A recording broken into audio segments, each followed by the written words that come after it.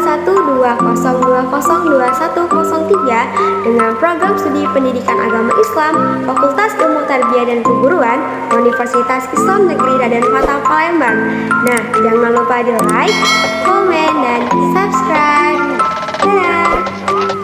Halo semuanya, kembali lagi langsung ke dalam pokok pembahasan. Pada slide kali ini kita akan langsung masuk pada kelompok pertama, di mana kelompok pertama ini yang pertama dia membahas Quran Surah Al-Fatihah, di mana Surah Al-Fatihah ini berisikan tentang pujian dan doa pada Allah Subhanahu wa Ta'ala dengan makna permohonan atau doa dari makhluk yang Dia ciptakan. Terus yang kedua yaitu membahas tentang Quran Surah Al-Falaq, di mana Quran Surah Al-Falaq ini berisikan pemahaman bahwa seluruh manusia harus berlindung kepada Allah Subhanahu wa Ta'ala tanpa pengecualian. Yang ketiga yaitu mengenai Quran Surah Al-Kafirun, di mana Quran Surah Al-Kafirun ini berisikan perintah Allah Subhanahu wa Ta'ala kepada umat Islam untuk menjauhkan diri dari segala bentuk kemusyrikan. Nah, yang terakhir yaitu pembahasan pada kelompok satu ini yaitu mengenai Quran Surah Al-Maun, di mana Quran Surah Al-Maun ini berisikan tentang orang-orang yang tidak mau berbuat baik kepada sesama manusia.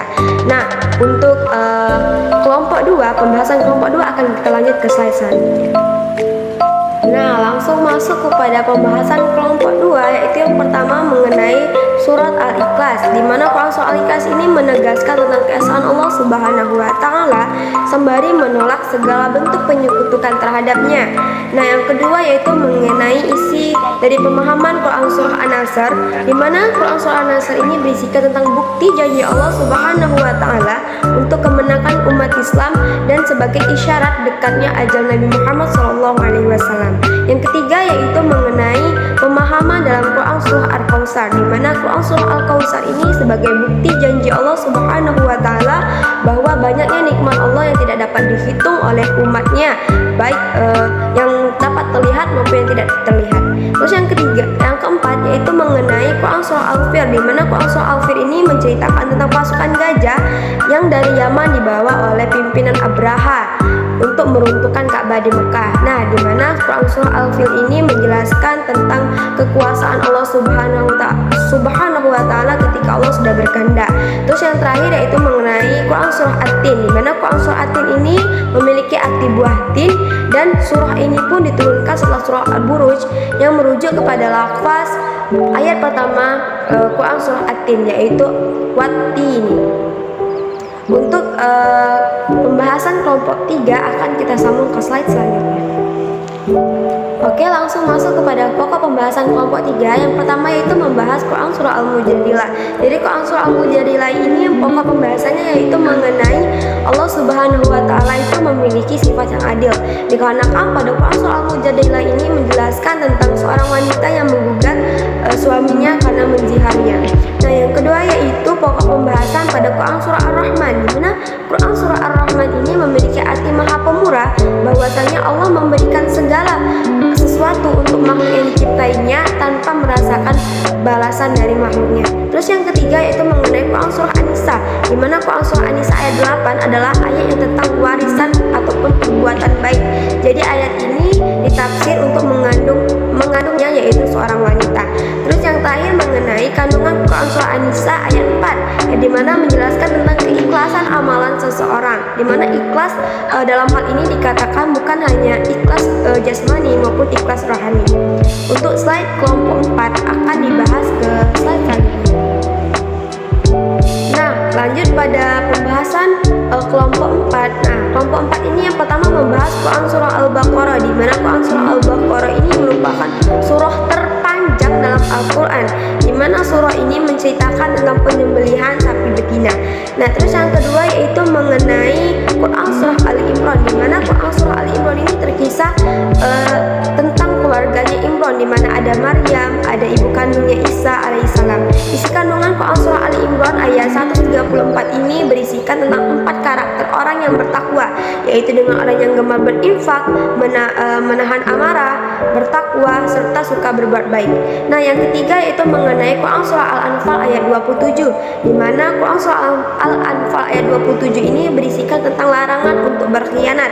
Dan yang terakhir yaitu mengenai ayat ini menerangkan keadaan orang-orang yang benar-benar beriman kepada Allah Subhanahu wa Ta'ala. Untuk pokok pembahasan kelompok 5 akan dibahas ke slide selanjutnya. Nah, langsung masuk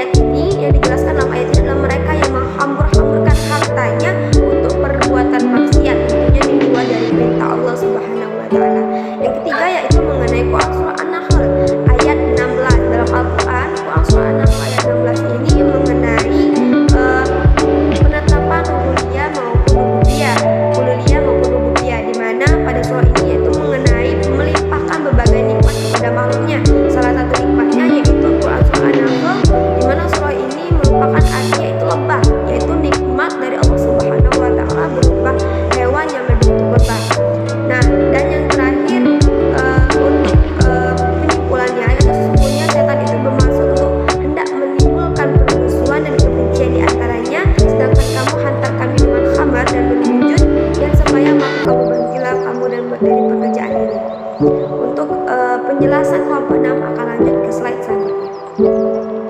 Nah, langsung masuk pada kelompok 6. Kali ini di kelompok 6 yang pertama yaitu kita akan membahas mengenai Quran surah Az-Zumar ayat 53. Di mana dalam pokok pembahasan Quran surah Az-Zumar ayat 53 ini yang pertama, Allah Subhanahu wa taala itu sangat sayang kepada hamba-hambanya meskipun hamba-hambanya itu berbuat dosa.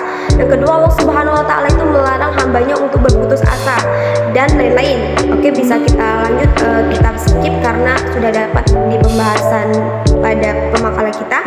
Terus lanjut lagi, yang kedua itu mengenai kandungan dari Quran surah An-Najm ayat 39 sampai 42. Di mana yang pertama itu pokok pembahasan atau pemahaman dalam Quran surah An-Najm ayat 39 sampai 42 ini yaitu mengenai manusia hanya akan mendapatkan pahala dari apa yang dia amalkan, bukan apa yang diamalkan dari orang lain. Terus yang kedua itu pentingnya untuk berikhtiar. Yang ketiga itu setiap amal yang ia lakukan akan diperlihatkan oleh Allah Subhanahu wa taala di akhirat kelak. Serta yang keempat itu seseorang yang mendapatkan balasan yang sempurna atas apa yang dia usahakan serta yang dia amalkan tidak akan dizolimi serta tidak akan dirugikan sekecil apapun itu. Untuk pembahasan kelompok 7 akan dibahas pada slide selanjutnya. Nah teman-teman, untuk yang kelompok 7 ini kita akan membahas mengenai Quran surah Al-Anfal ayat 72 dan Quran surah Al-Hujurat ayat 12. Di mana Quran surah Al-Anfal ini memiliki pemahaman di dalamnya. Yang pertama yaitu tentang perintah Allah Subhanahu wa taala untuk menunjukkan kasih sayangnya kepada kaum muslimin, muhajirin maupun kaum ansor. Di mana karena kaum muhajirin ini merupakan hijrah meninggalkan Mekah untuk menjaga keimanannya serta tindasan dari rakyat Mekah untuk menolak ajaran Islam.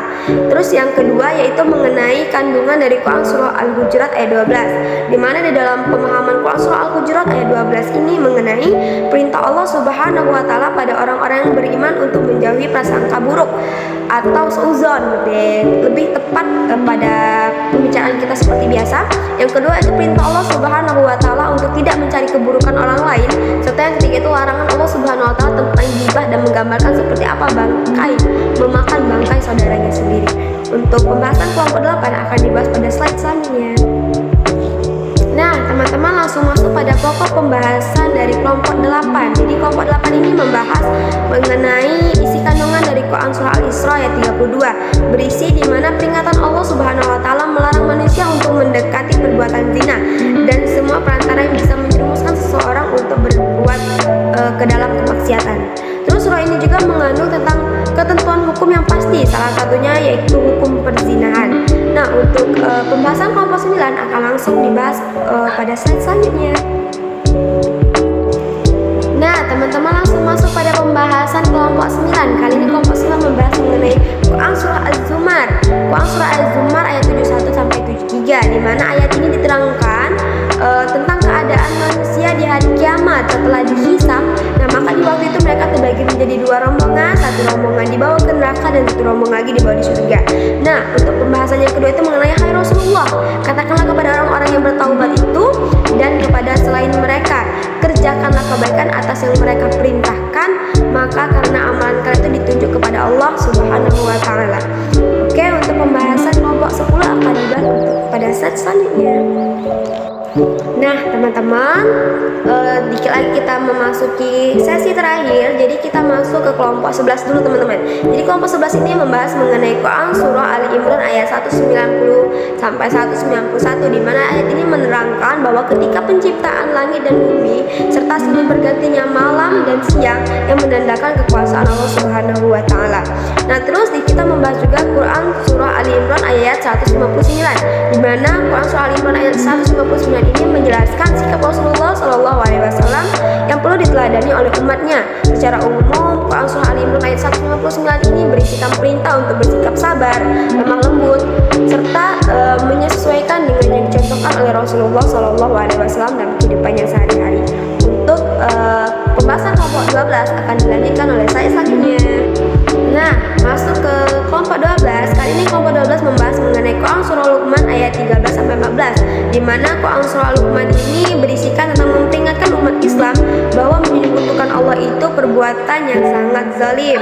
Terus secara umum juga makna ini terkandung pada surah Al-Hujurat ayat 10, di mana menerangkan tentang hubungan persaudaraan antara umat Islam dengan orang di luar agama Islam. Nah,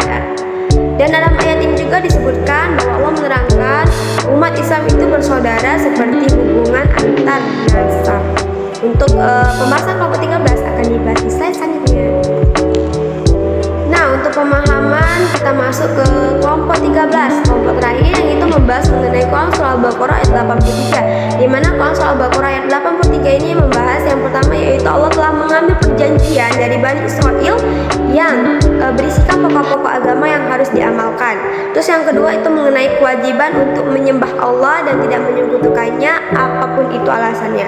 Terus yang kedua itu membahas mengenai Quran surah Al-Maidah ayat 48, di mana Quran surah Al-Maidah ayat 48 ini mengandung tentang penjelasan tentang turunnya Al-Quran, di mana Al-Quran ini merupakan kitab samawi terakhir sebagai pedoman manusia untuk menuju jalan yang benar. Nah, teman-teman, mungkin sampai sini pembahasan kita pada hari ini. Saya harap teman-teman semua dapat dimengerti dan dapat mengimplementasikannya serta memahaminya dalam kehidupan sehari-hari. Maaf jika saya ada yang salah,